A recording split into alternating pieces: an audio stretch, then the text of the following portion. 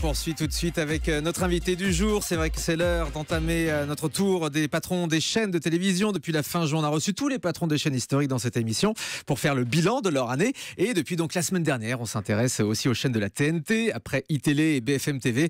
Voici donc aujourd'hui le patron de Gulli, la chaîne jeunesse de la TNT, chaîne préférée des enfants, mais qui s'adresse aussi à leurs parents. Gérald Bresviret, bonjour. Bonjour. Merci d'être avec nous sur Europe 1. J'ai raison de dire aussi que vous vous adressez aux parents. C'est en tout cas l'impression qu'on a de plus en plus de soirées sont consacrées pour réunir toute la famille sur Gulli. L'objectif déjà c'est numéro 1 sur les enfants, parce que nous avons été toute la saison dernière.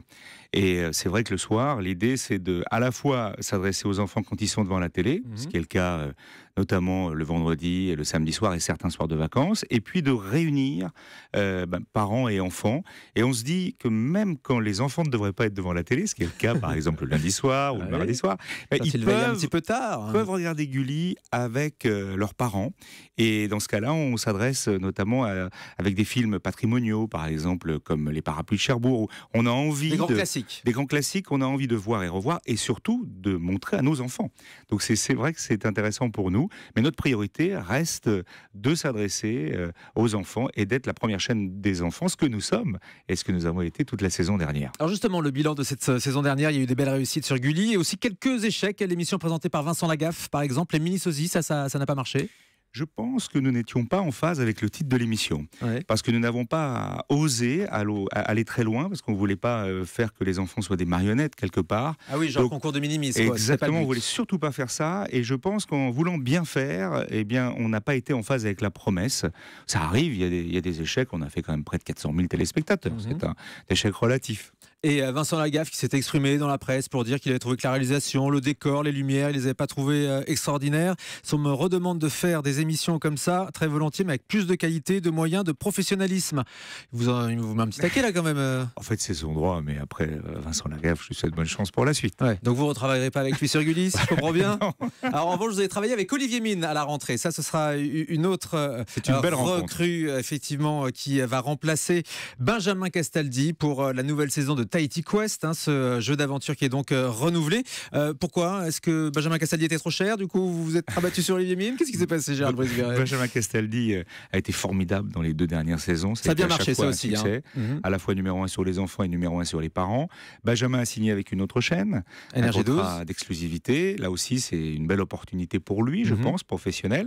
Nous, c'était l'occasion de voir un autre présentateur. Et Caroline Cochot a eu l'idée de demander à Olivier Mine. Et Olivier Mine a tout de suite dit je suis d'accord, parce que je trouve que le concept me plaît, il me correspond. C'est vrai que c'est un animateur de jeu formidable. Il s'adresse à la fois aux enfants et aux parents, et c'est ce qu'on voulait avec Olivier Mine, donc on est vraiment ravis. Il s'est imposé très naturellement finalement, Olivier Mine, parce qu'en plus c'est déjà un visage de Gulli, puisqu'on voit régulièrement Fort Boyard. Exactement. Fort Boyard maintenant n'est plus sur Gulli, puisque vous savez que Gulli est 100% Lagardère depuis 1 an. Mais en l'occurrence, c'était vraiment un très bon choix, et vraiment ça a été une rencontre aussi. Et Benjamin Castaldi d'ailleurs lui donnera le flambeau pour la saison, puisqu'on il y aura un passage de témoin. Voilà, un passage de témoin, parce qu'on trouve ça formidable. Parce que c'est vrai que l'émission existe avant tout sans l'animateur. Parce que le concept, c'est 5 familles qui partent ensemble pendant près de 2 semaines, qui vivent ensemble, qui se retrouvent sans téléphone, sans connexion Internet, justement pour retrouver ce lien familial. C'est ce dont vous parliez tout à l'heure. Et puis Olivier Mine, je pense que c'est le chef d'orchestre idéal après Benjamin Castaldi. C'est important justement de recruter sur Gulli des visages connus des téléspectateurs, des animateurs que les enfants aiment et que leurs parents connaissent aussi. C'est votre politique ou pas ? Alors c'est une double politique, parce que le lien familial c'est très important aujourd'hui, parce que vous le savez qu'il y a à la fois une consommation linéaire des programmes, puis à la fois une consommation non linéaire. À la fois on progresse, nous par exemple sur la télévision linéaire, c'est-à-dire la télévision classique, on a 17-18% d'audience versus 15% il y a 1 an ou 2 ans, et sur la télévision de rattrapage on est passé de 7 aujourd'hui à près de 20 millions de téléspectateurs. C'est tout sur les tablettes, les ordinateurs. Et nous c'est important de les réunir à un moment par an. C'est vrai que les enfants aujourd'hui ils sont tous sur les tablettes et les ordi, plus que devant la télé. Important dans le rôle d'une télévision, c'est de réunir tout le monde devant l'écran, et c'est le cas de Tahiti Quest. On réussit à réunir parents et enfants devant le grand écran, et on crée un événement pendant 5 émissions. C'est le rôle de la télévision aujourd'hui. Donc nous, on le fait modestement, Gulli, mais c'est le rôle de toutes les chaînes aujourd'hui. Alors la saison prochaine, Gérald Brice-Viret, Gulli va fêter ses 10 ans. Ça y est, vous êtes un grand garçon maintenant. En fait, c'est un triple anniversaire, parce que ce sont les 30 ans de Canal J, la chaîne historique du PAF, qui est éditée, qui est la maman du même groupe que Gulli. Exactement, qui est la maman de Gulli, qui est une chaîne d'ailleurs qui fête ses 30 ans, qui a beaucoup progressé, qui est la chaîne exclusive CanalSat numéricable. TJ fête ses 15 ans et Gulli 10 ans. Donc c'est vraiment un triple anniversaire cette année. Alors ça va être un gros événement, les 10 ans de Gulli sur la TNT? Alors ça va être un triple événement, puisque c'est vrai qu'on va fêter dignement à la fois les 30 ans de Canal J, parce que c'est la chaîne la plus forte. Ouais, c'est une des chaînes historiques du câble du satellite. Et ce qui nous permet aujourd'hui, le groupe Lagardère, d'être le numéro 1 sur la jeunesse en France. Mais elle vit encore cette chaîne, honnêtement, parce qu'on voit que le groupe Canal+, qui ferme de plus en plus ces chaînes qui sont sur le câble du satellite, des chaînes historiques, comme Canal Jimmy, qui a fermé la fin juin. Ça vit encore? Oui, ça vit très bien. Chaque jour, il y a 11% de l'audience. Vous savez ce que c'est, 11% de l'audience? C'est plus que France 3 et M6 qui regardent les chaînes payantes. Et il y a une surconsommation des chaînes jeunesse ou des chaînes des cinémas. Et Canal J et TJ font partie des chaînes les plus connues, les plus appréciées et les plus regardées sur la télévision payante. La télévision payante, c'est ce qui permet de contrer Netflix aujourd'hui. C'est 11% de l'audience. Et sur les abonnés, c'est 27% de l'audience. Donc c'est un gage de qualité, quoi, en fait. Oui, et d'exclusivité. À partir du moment où on paye, il y a des programmes exclusifs. Par exemple, à la rentrée, vous vous souvenez de la série Thunderbird? Eh bien, la nouvelle saison sera en exclusivité sur Canal J. Et on a trouvé un cercle vertueux entre à la fois les chaînes payantes et les chaînes gratuites. Et vous parlez de l'anniversaire de Gulli. Il va y avoir de fantastiques émissions. Notamment, pour l'anniversaire de Gulli, nous ouvrirons les portes de l'Élysée. Vous allez fêter les 10 ans de Gulli à l'Élysée? En fait, entre autres, puisqu'il y a une dizaine de programmes. C'est François Hollande qui apportera le gâteau? Comment ça se passe? Il y a 5 enfants, 5 jeunes reporters qui iront, d'ailleurs on est en tournage en ce moment, à l'Élysée, et qui iront ouvrir toutes les portes. Et il y a peut-être une porte que l'on va ouvrir, qui est le bureau de François Hollande, qui viendra expliquer qu'est-ce que le rôle du président de la République et qu'est-ce que la République. Donc c'est intéressant aussi pour nous, la chaîne des enfants, d'aller ouvrir un monument qu'on a tous envie de visiter. Moi je me souviens quand j'étais gamin, j'ai fait la queue pour visiter l'Élysée. Les enfants adorent les coulisses. Exactement. Ça, et c'est vrai que dans le cadre des journées de patrimoine, c'est un des lieux qu'on a envie de visiter. Eh bien on le fera visiter à la fois à nos téléspectateurs, à 5 jeunes reporters. Alors grosse autre nouveauté à la rentrée, ce sera un grand rêve. C'est un concours de talent. Ce sera quoi le principe? Le principe, c'est tout simple. On s'installe dans une ville. Là, en l'occurrence, on est allé à Coulommiers, c'est en Seine-et-Marne, et on a fait un casting d'enfants qui pourraient faire un spectacle, qui font un spectacle.